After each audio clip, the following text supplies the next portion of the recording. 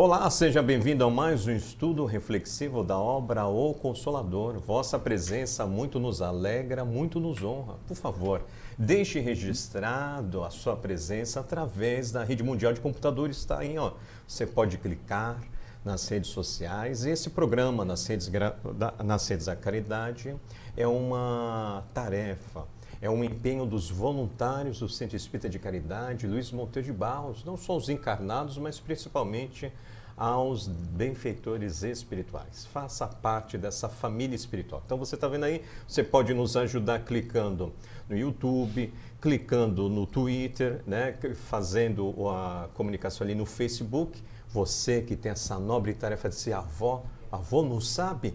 Peça ajuda dos seus netos. Essa belíssima relação de amor faz com que o computador nos aproxime cada vez mais. Pois bem, então hoje estamos com a bancada completa, os dedicados irmãos de Jornada Evolutiva, trazendo aqui as reflexões desse benfeitor inesquecível Emmanuel, e nós estamos no tópico psicologia. Por favor, ajude-nos a juntos refletirmos sobre essa belíssima obra. Bom, pessoal, então vamos fazer a leitura do item 47. Boa noite, D'Alessandro, Dr. Nilson, Wilson. E vamos, então, ler a questão 47. Porque, relativamente ao estudo dos processos mentais, se encontram divididos no campo da opinião os psicologistas do mundo? Vamos lá, então, vamos ver a resposta agora. Os psicologistas humanos, que se encontram ainda distantes das verdades espirituais, dividem-se tão só pelas manifestações do personalismo dentro de suas escolas, mesmo porque, analisando apenas o efeito, não investigam as causas, perdendo-se na complicação das nomenclaturas científicas, sem uma definição séria e simples do processo mental, onde se sobrelevam as profundas realidades do espírito. O que nós podemos aí falar sobre essa pergunta? O senhor quer colaborar com a gente aí, doutor Nilson? O Emmanuel, sempre como um ser muito sábio, né? Muito conhecimento, ele está chamando a atenção. Como ele disse, a personalidade, os personalismos, o camarada está trazendo a informação dele que ele tem agora dessa encarnação. A maioria das linhas da psicologia tem uma visão materialista, ou seja, não leva em conta a ideia do espírito nem a vertente de Deus para discussão. Jesus também, claro que ele não leva. Então, eles passam o pensamento materialista, então a personalidade vai discutir uma com a outra. Não, o bioavorismo é melhor, o gestáltico é melhor, cada um vai trazendo, a psicanálise do Freud é melhor, não, a de Lacan é melhor, e fica essas discussões que ele diz não vai na essência, porque a essência seria trazer a ideia do espírito, da ideia do espírito, a ideia de Deus, a psicologia agora que está trazendo, porque até recentemente é que começa a psicologia transpessoal, que já abre um olhar para a ideia de Deus, do espírito. Aí abre um leque, mas a transpessoal ainda é só 25% no meio acadêmico da psicologia. Ela ainda não é aceita pela grande maioria. Então, a grande maioria vai estar dando opinião, como ele disse, na superfície, no efeito e não na causa. Porque a causa está lá no espírito. Eles não discutem o espírito, ele vai discutir o efeito. Não, ele vê espírito porque é esquizofrênico. Ele não conhece a causa, ele vai só em cima do efeito. E aí bate o personalismo, como ele disse, cada qual pega as suas frases de acordo com a linha que ele tem de pensamento e quer que predomine. E aí vai ter dificuldades. Então, o Espiritismo vem ajudar porque esse grupo vai ter que discutir mente, discutir espírito, aí começar a entender o psiquismo. Vai mergulhar, né, na essência do ser, do problema realmente, né? Tudo bem? Podemos avançar? Quer falar, Wilson? Todos nós, através do estudo, através das ações caritativas, somos solos de terra fértil. E o Espiritismo ele vem como um adubo para os homens da ciência, para ajudar eles a desenvolverem e achar novas vertentes para as soluções de problemas que às vezes não tem solução na ciência. Quantas vezes a gente vê pessoas que apresentam determinadas patologias e através de ressonâncias, através de raio-x, através de N exames hoje que a área médica se desenvolveu e consegue realizar, não acha uma causa física ali. E através do espiritismo, através desse estudo do desenvolvimento dessa parte da gênese do espírito, ali da gênese da alma, quando os médicos trabalharem essas duas situações juntas, o plano material e vamos chamar assim o plano imaterial, né, da gênese do espírito, com certeza vai ter melhores artefatos para trabalhar naqueles sentimentos que aquele espírito ali encarnado está passando naquela vivência. Então, às vezes, querendo se solucionar o problema apenas naquele momento atual que se está vivendo, ali de relacionamento de pai e filho, de marido e mulher, né, de situações que às vezes estão causando problemas no dia a dia, e às vezes aquela problemática, aquela tendência daquele espírito, ele já vem antigo. Então a gente tem que trabalhar os dois juntos, que com certeza os médicos vão ter soluções muito mais benéficas para todos nós, né? E é interessante porque, assim, se analisarmos a história, as doenças do corpo, né, as chagas do corpo, a lepra, eram muito severas, né, chamavam muita atenção da gente. E a gente estava estudando aquela superfície do corpo físico. E aos poucos nós fomos adentrando o corpo físico para tentar achar as respostas para essas chagas. E hoje é como se a gente mergulhasse um pouco além do corpo físico, fosse começar a vasculhar a superfície da alma, né, doutor Nilson? Como está falando aqui o Emmanuel. E não tem como. Então, por isso que hoje as doenças, elas são muito mais da alma, né? Que nem fala o processo de depressão aí, os transtornos mentais. Porque é necessário que isso aconteça para chamar atenção, para a gente estudar isso, né? Então, tá na história da gente, né? Tá numa linha de pensamento que é para desenvolver esse saber, o conhecer agora da alma, já que o corpo também já foi quase que todo investigado, né? Tudo bem, D'Alessandro? Ótimo. A gente vai falando besteira, você... Não, que isso. Tudo bem? Podemos seguir? Vamos lá. Então vamos lá, 48. Aí tem essa pergunta aqui. O Espiritismo esclarecerá a psicologia quanto ao problema da sede da inteligência? Esclarecerá? Somente com a cooperação do Espiritismo poderá a ciência psicológica definir a sede da inteligência humana, não nos complexos nervosos ou glândulas do corpo perecível, mas no espírito imortal. É o que o Wilson acabou de falar, né? A importância desse conhecimento para você saber a razão, a causa das patologias, né?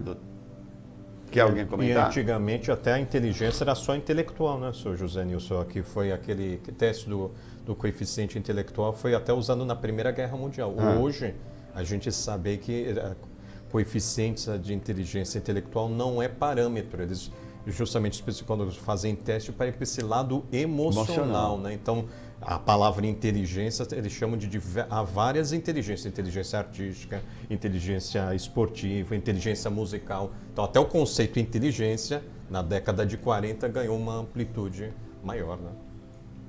Tudo bem? Tudo bem, porque como é que ele vai mergulhar no estudo da inteligência olhando só o corpo, se a base está lá no espírito? Vai ter que trazer a discussão do espírito. Aí, como você usou o termo bem certo, no início eles estudavam as doenças, a superfície do corpo, onde eles podiam ver, era onde eles estavam vendo que via. Doença que você falou, a lepra, as coisas que eles podiam ver. Depois é que descobriram, esse camarada tinha diabetes, eles não sabiam. Ele vai descobrindo interno. Na alma, a mesma coisa, estão estudando a superfície da alma. Ele, quando for mergulhar profundamente na alma, ele vai cair lá na essência, aí ele vai cair no núcleo mesmo, porque tudo que acontece no corpo está ligado com a alma. Não existe nada no corpo que esteja separado da alma. Se tudo está ligado, como é que nós não podemos estudar isso? Nós vamos ter dificuldade. Então, estão estudando parte pequena, a parte principal. Porque imagine, o sujeito nasce esquizofrênico desses, bem terrível, uma psicose bem terrível. A causa, às vezes, está lá, 1000 anos atrás, não está agora. E o camarada quer encontrar essa causa agora, mas a causa está 1000 anos atrás. Mas elas, normal do processo evolutivo do sujeito, é a causa. Então eles estão querendo encontrar, faz exame de sangue para ver onde vai, faz exame, o teste disso, o teste de lítio, o teste de não sei o quê, para encontrar a causa. Mas a causa dessa psicose está na alma e está 10 mil anos atrás, às vezes, a causa. Porque é natural, você te imagina um Hitler, numa encarnação dele. A gente não sabe, Deus é que sabe. Mas tem grande chance de vir com grandes distúrbios, que não vai encontrar naquele corpinho que estiver com aquele menino. A causa não está aí. A causa é verdade. está lá atrás. E aí o Espiritismo me ajudar a contribuir enormemente, não é? Vamos dar sequência? Vamos lá, pessoal, acompanha aí, então. Agora ele vai entrar no outro capítulo aqui, o item 49, que é como devemos conceituar o sonho. É uma pergunta, como devemos conceituar o sonho? A resposta, na maioria das vezes, o sonho constitui atividade reflexa das situações psicológicas do homem no mecanismo das lutas de cada dia. Quando as forças orgânicas dormitam em repouso indispensável, né? Atividade reflexa, então, o sonho, né? Aí vai continuar. Em determinadas circunstâncias, contudo, como nos fenômenos premonitórios ou nos de sonambulismo, em que a alma encarnada alcança elevada porcentagem de desprendimento parcial, o sonho representa a liberdade relativa do espírito prisioneiro da terra, quando então se poderá verificar a comunicação intervivos e, quanto possível, as visões proféticas, fatos esses sempre organizados pelos mentores espirituais de elevada hierarquia, obedecendo a fins superiores e, quando um encarnado em temporária liberdade pode receber a palavra e a influência diretas de seus amigos e orientadores do plano invisível. Olha que legal essa resposta aqui. Profundo, hein? Profundo. Não é não? Tem várias obras que a gente vê, principalmente nas obras de André Luiz, as influências que os encarnados vão receber diretamente dos desencarnados, né? Então, fatos, não vamos lembrar livros específicos, mas às vezes pedindo, orando para sua mãezinha, a moça ali em desdobramento no sonho, tem um encontro com ela, onde ela é consolada, orientada a seguir adiante. E aí, na maior parte das vezes a gente não consegue trazer essas lembranças quando a gente volta para o corpo físico 100%, mas a gente traz uma sensação de algo bom, de um encontro fraterno que nós tivemos, de uma orientação que a gente pede. A gente também sabe que muitas vezes, de acordo com a afinidade que a gente tem, a sintonia, cada um de nós vai para locais de estudo ou de trabalho no plano espiritual, né, no momento que a gente dorme. Então, daí a importância quando a gente vai deitar, fazer a nossa oração, pedindo para se conectar com o nosso anjo da guarda. Então, no próprio livro de André Luiz, ele fala de reuniões onde os encarnados são encaminhados para trabalhar. Nas obras de Marcel Benedetti, no livro Todos os Animais Merecem o Céu, ele fala que as pessoas hoje que desenvolvem muitos trabalhos voltados para os animais, referente a ONGs, né, esses protetores, toda noite, quando dormem, são encaminhados para uma grande colônia que existe aqui no Brasil, entre várias, de nome Jonise. E essa colônia existem verdadeiras grandes salas de aula orientando como deve ser o tratamento junto dos nossos irmãos menores. E aí essas pessoas voltam para o corpo físico e aí materializam aquelas ideias que são passadas para elas no plano espiritual. Então daí a importância da nossa vibração, da nossa conexão com eles, para a gente também facilitar esse intercâmbio através do sonho, que é importante para nós, né? E na área mediúnica não podemos esquecer quem está nos vendo e tem a responsabilidade da mediunidade com Jesus, a questão dos trabalhos serem desenvolvidos depois. Então quem está nos vendo, às vezes é médio psicofônico, às vezes é um facilitador, há um desdobramento daquele convívio, né, fraterno, naquele depoimento do irmão pedindo ajuda nos sonhos. Então vê a importância de você como médium, né, deu passagem, mas depois vai dar continuidade, como é bem elucidado pela senhora Ivone Amaral Pereira. Então só para mostrar certo. A beleza da mediunidade nos sonhos. Então aqui também tem um grande ensinamento para a gente, pro dia todo, né? Quer dizer, pode ser um reflexo do teu dia, né? Então, por isso que a recomendação lá do Agostinho, do Santo Agostinho, da Igreja Católica, ela é importantíssima. Você fazer essa reflexão desde a hora que acordou, com quem você falou e tudo que você fez, para você passar uma análise do seu dia, o que foi bom, você vai reforçar, e o que não foi feliz, você vai procurar no dia seguinte reparar, porque é uma preocupação de quem está querendo se auto-iluminar, essa passagem do dia. Porque à noite vai ter um reflexo desse dia. Então, se é um dia conturbado, um dia problemático, a tua noite pode ser assim. Porque como nós somos espíritos imortais, a tendência nossa é, também quando abre a porta da gaiola, é se deslocar um pouco. E a gente vai ser atraído para esse reflexo do nosso dia a dia. Ou então, você já com uma lucidez um pouco maior da questão espiritual, você vai poder aurir forças com os amigos espirituais e assim por diante. Então, é extremamente importante o sono, né, doutor Nilson? E assim, você se preparar para dormir. É como se assim, olha, eu vou passear à noite, eu preciso me preparar para dormir. Então, eu vou zerar o meu dia, vou resolver o meu dia agora. Olha, eu me equivoquei com aquela pessoa, mas amanhã eu vou me prontificar a restabelecer isso e reparar. Dentro da minha cabeça isso já está pronto para eu realizar no dia seguinte. Olha, eu fiz coisas boas e eu vou reforçar isso.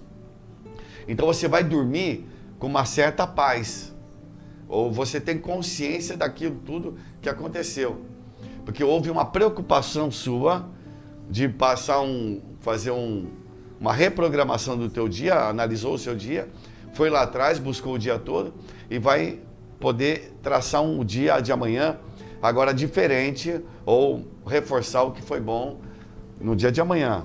Então, essa preocupação, ela é de um espírito que quer se auto-iluminar, uma pessoa que está preocupada com o seu crescimento espiritual.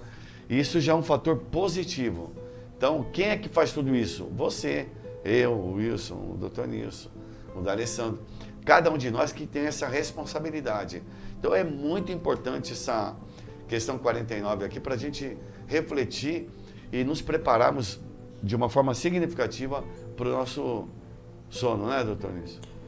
Você vê, o sonho é um capítulo muito importante na psiquiatria, na psicologia, porque o Freud, ele trouxe um livro logo no início, um livro que era para falar dos sonhos.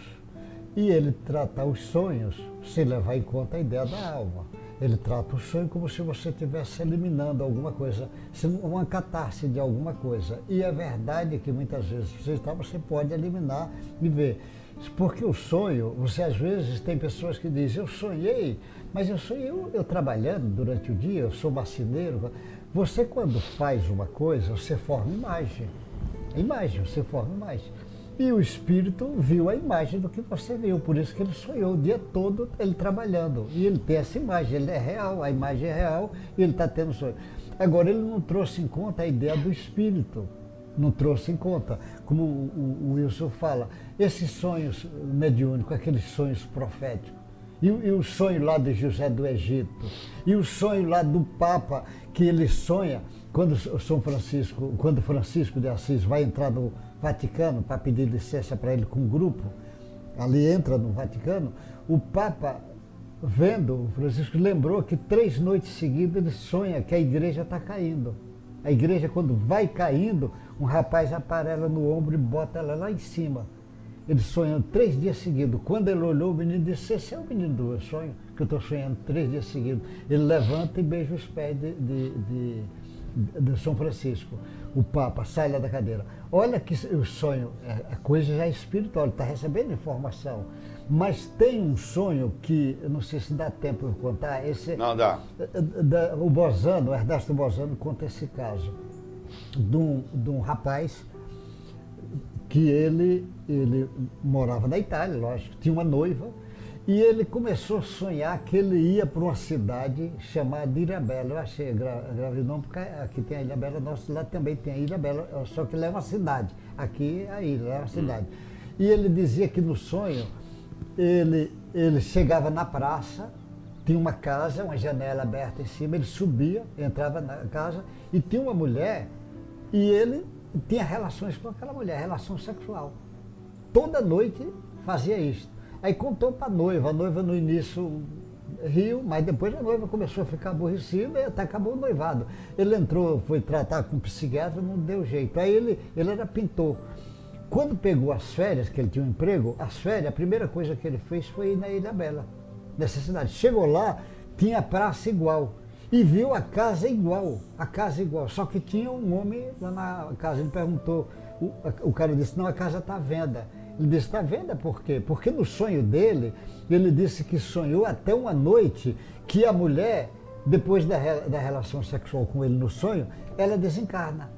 E ele para de sonhar, não parou de sonhar com ela. Aí ele vai lá e o cara disse, não, a casa está à venda. Está à venda porque a mulher morreu e o marido botou a casa à venda. Ele falou, e como era essa mulher? Ele falou, olha, a mulher, aqui tinha o boato que era estranho, porque ela dizia para o marido que toda noite vinha um homem e ter relação com ela. O marido botou vigia, botou tudo, mas nunca viu.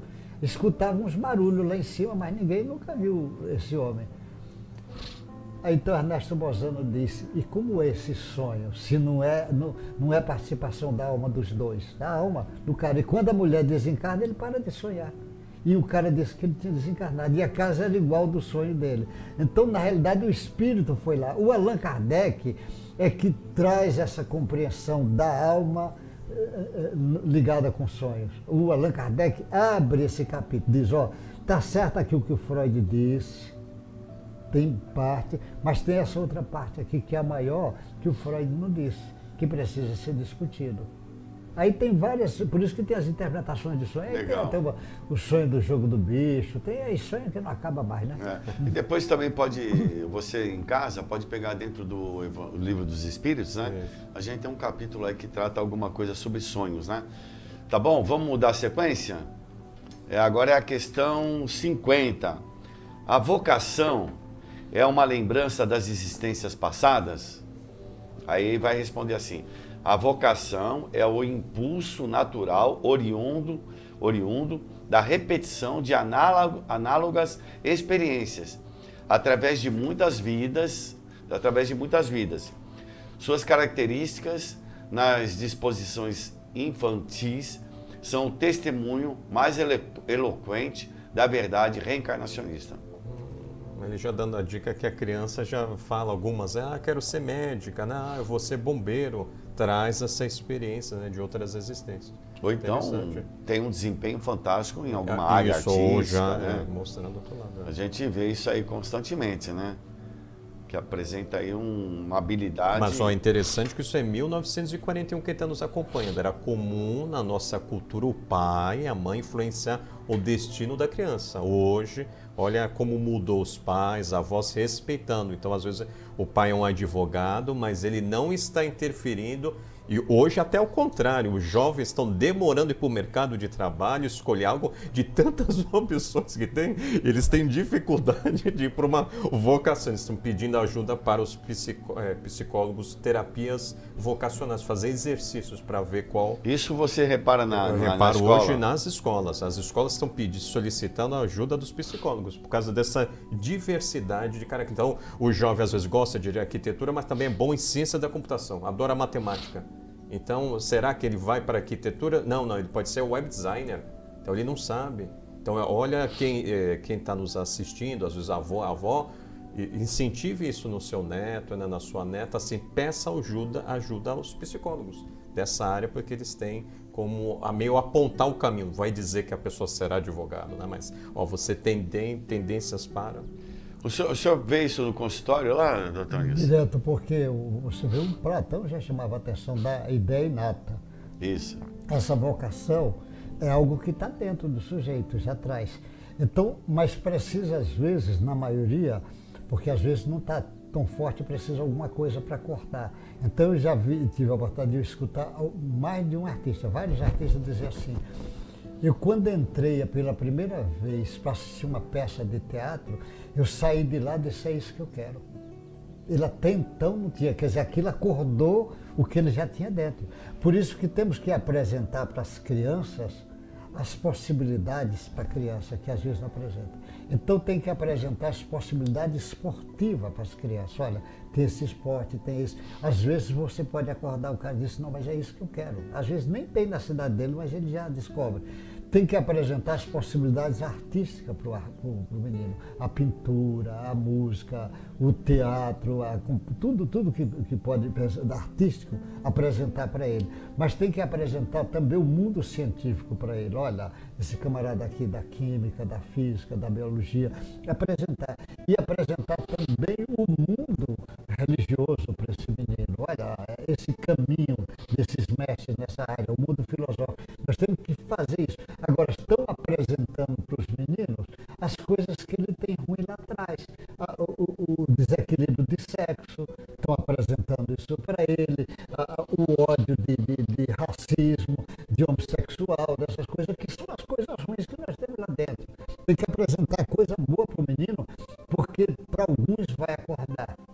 Acordar, ele não tem ninguém ali. Ele vê, por exemplo, apresenta os instrumentos musicais. Pode hoje em fita, em vídeo, é fácil. O menino vê o violino, ele nunca viu um violino, mora numa cidade do interior, pobre, não teve. Mas quando ele vê, ele, às vezes diz, é isso que eu quero. Desperta nele. Desperta nele, que ele já tem na frente dele. Nós temos que apresentar isso para as crianças. As escolas vão ter que fazer isso. De uma forma, hoje tem facilidade por causa dos vídeos. Você pode, por exemplo, em 4, 5 aulas, com apresentações, você apresentar o mundo de artes para ele. Porque você não vai ensinar, ele vai apresentar o mundo de artes para ele. Depois o mundo de esporte. Aí você vai acordando, às vezes, quem precisa acordar, porque às vezes precisa aquele choque para acordar. Mas, Alessandro, aí você acha que nessa área da educação, da escola, de dar aula, vai estar havendo mudanças assim, daquela coisa tradicional, da geografia, história, matemática? Sim, cada vez mais os professores estão chegando e fazendo essas pontes de diálogo. Então tem o professor de geografia abordando algo no aspecto da biologia, como falou o senhor José Nilson, olha a questão assim, de você invadir aquele terreno, aquela praia, de se respeitar. Então os professores, o que está faltando hoje é ter mais tempo de poder trabalhar em conjunto, o que se chama na educação a interdisciplinaridade. Porque às vezes ele tem que falar muito do conteúdo dele, porque o conteúdo dele é que está sendo solicitado nos exames nacionais a qual os jovens, as crianças serão submetidas. Mas os professores têm plena consciência que está tudo conectado, né? A informação da biologia está vinculada à informação da administração. O maior laboratório hoje do mundo, que é o LHC, mais de 3.000 cientistas trabalhando. Está lá a equipe da nutrição, para fazer alimento para essa turma toda, a turma da administração. Então, só tá cientistas ali. É tudo um aparato, uma mini cidade, né? Quem acompanha aí a questão do maior laboratório do mundo. Pois bem, então eu vejo que estamos se aproximando, sim. Legal, vamos... Fala aí. Leandro Carnal, sociólogo, ele fala algumas palestras dele, que às vezes ele fica muito chateado quando falam que ele tem uma vocação, uma facilidade muito boa para falar, né? Porque ele tem uma eloquência muito boa. E ele fala que ele tem realmente uma vocação, ele tem uma tendência, mas aquilo foram horas e horas de estudo, dedicação de leitura e se dedicando à oratória. Então, às vezes a gente traz determinada vocação realmente no nosso íntimo, mas da importância da gente estimular essas crianças quando elas acharem ali o que ela realmente quer. Por exemplo, eu quero tocar violino, me identifico com o violino. Mas incentivar e ajudar aquela criança na prática daquela vez. Michael Jordan, que foi um dos maiores jogadores de basquete, ele chegava horas antes do treino e ficava horas depois treinando arremessos para ficar bom. O Cristiano Ronaldo hoje, que a gente vê que é um ídolo do futebol, fala, ele é um cara que chuta com as duas pernas, tem todas as habilidades, uma impulsão, um físico avantajado, diferenciado. Sim, ele já vem com uma propensão àquilo, mas ele também se dedica àquilo. Então, da importância das crianças entenderem também, a gente traz dentro do nosso íntimo vocações realmente, mas a gente precisa estimular essas vocações para a gente ser bom naquilo que a gente faz através da prática diária e do esforço repetitivo, como o piloto de um avião que não vai pilotar um avião simplesmente porque ele quer. Ele vai ter que fazer várias horas no simulador, né?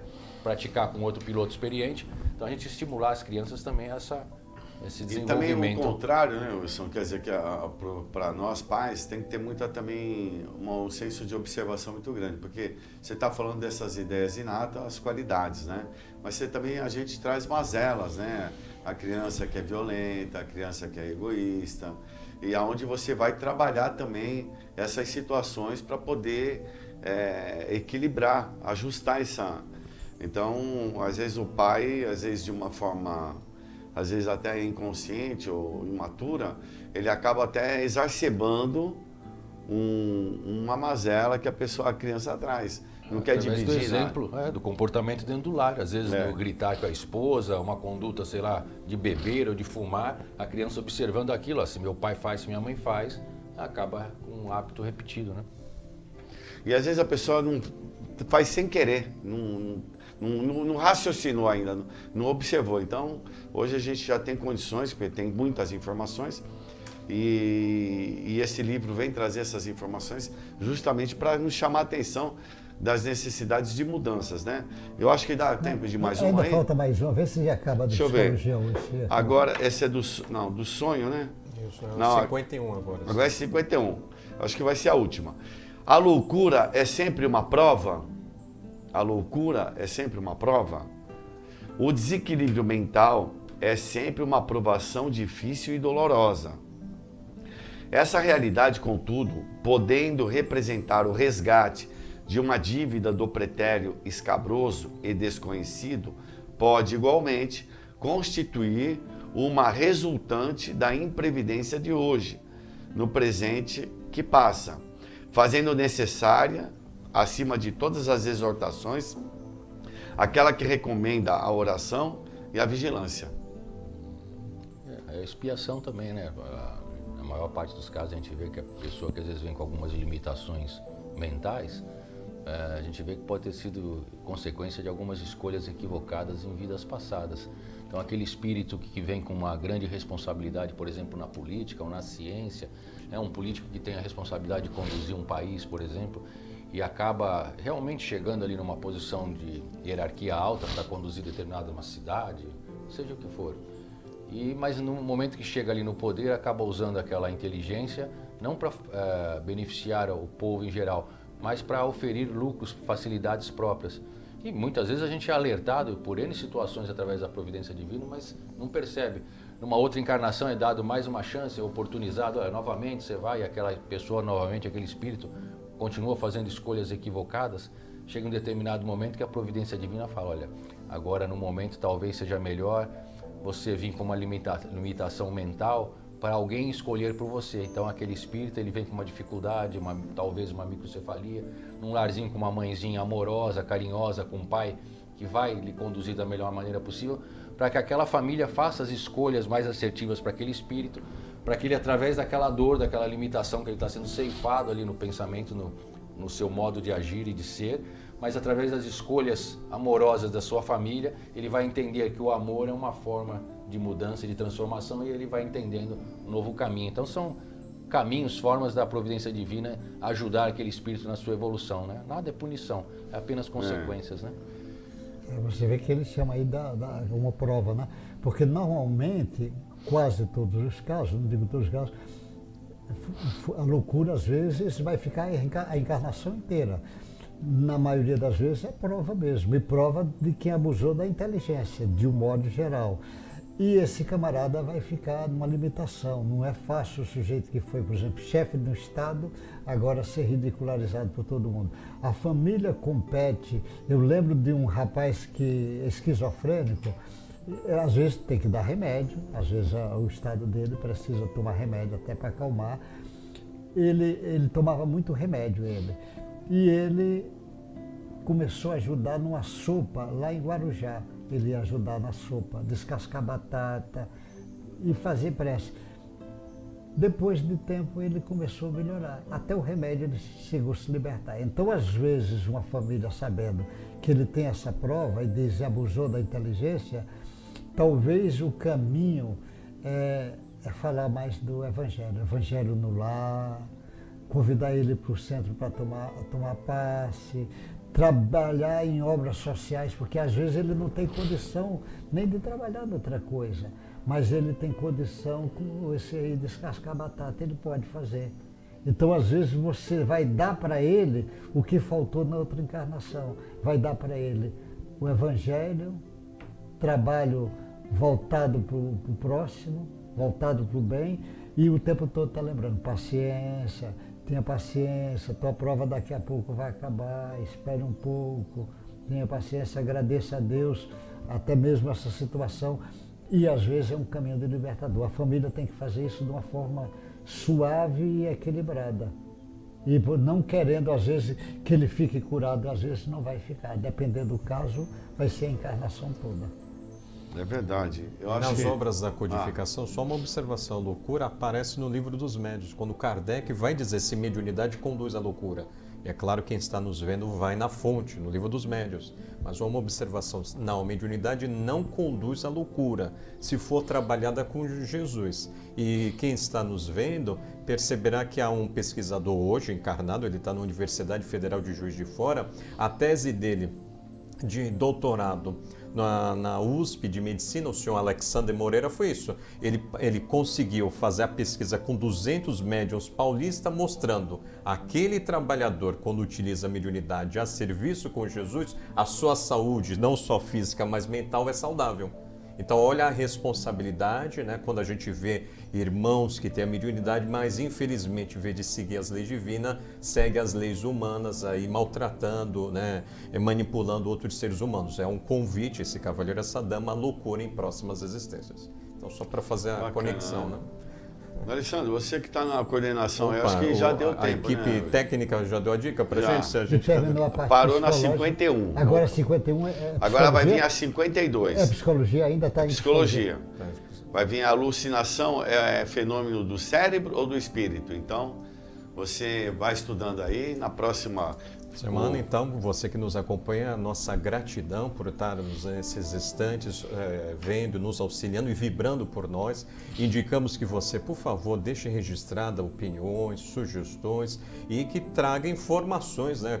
Batendo a informação de Emmanuel no passado com as informações hoje do presente, seguindo esse caminho trilhado por Jesus. Então, agradecemos a todos os colaboradores da mesa, o Caetano, o Sr. José Nilson, o Wilson, a equipe técnica, o Lindimar e o Max, e a você que gentilmente nos acolheu em vossas casas. Até a próxima oportunidade com as bênçãos do Mestre Jesus.